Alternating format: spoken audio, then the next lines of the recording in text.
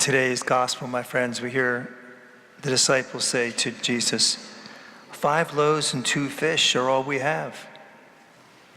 And they're basically saying, what good is that? What good is that?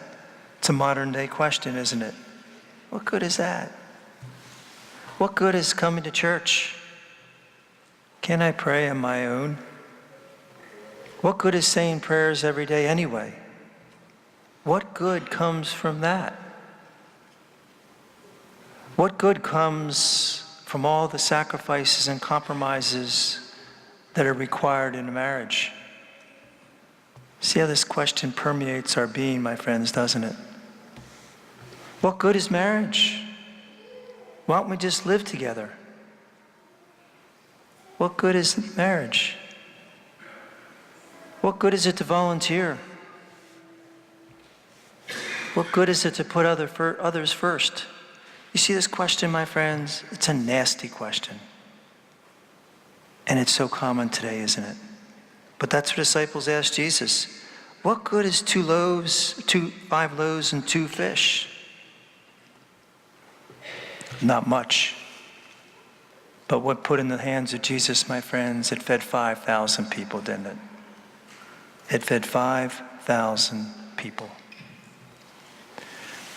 Reverend Schuller used to always say, we got to get out of the stinking thinking, because we often do that in our brains, don't we? That question's a stinking thinking. It clouds our brain, doesn't it? Truly does. And then it affects our faith. That it affects our faith. I love Lou Holtz, my friends. He coached at Notre Dame, won a national championship, but before he was at Notre Dame, he coached at the University of Arkansas. And for the first time, he took Arkansas to a bowl game. It was the Orange Bowl.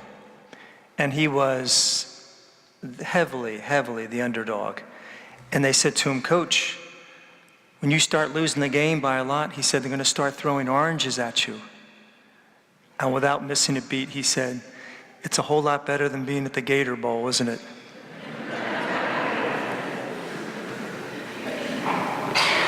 He won that game. He's not going to let those reporters dictate to him or his players who's going to win that game. No way. Why should he? Why should he let reporters affect the outcome of the game? He'll do that as a coach. And you see, my friends, our society always asks, what good is that? What good is that, my friends? He fed 5,000 people with 5 loaves and 2 fish. That's how good it is. That's how good it is. We limit God, my friends, by asking that nasty, nasty question. In the late 1920s, Pastor Bert Webb was starting a church in Minnesota. And he got a call one day that somebody wanted to see him before he passed away. His name was Colonel Trumbull. He was a Civil War veteran. And when he got there, he said, Pastor, he said, I'm not going to be long in this world too much longer. And he said, I wanted to tell someone about this miracle I experienced in the Civil War. And he told that he was incarcerated at the Andersonville, Georgia prison for the Union soldiers. And he said thousands died in that prison camp. He said not only was food scarce, he said, but water. He said that was the problem. He said it was the scarcity of clean, good water. He said, so a couple of us, in desperation, went to the edge of the camp, Union soldiers that were in prison there, and they prayed that God would give them water. That's all they prayed. Give us water to drink.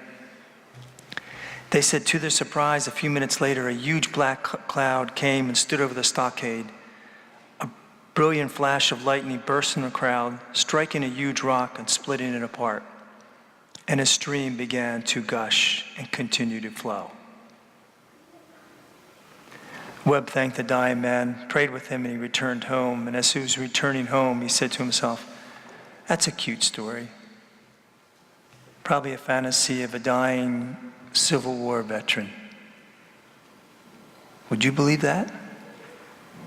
Would you believe God would do something like that?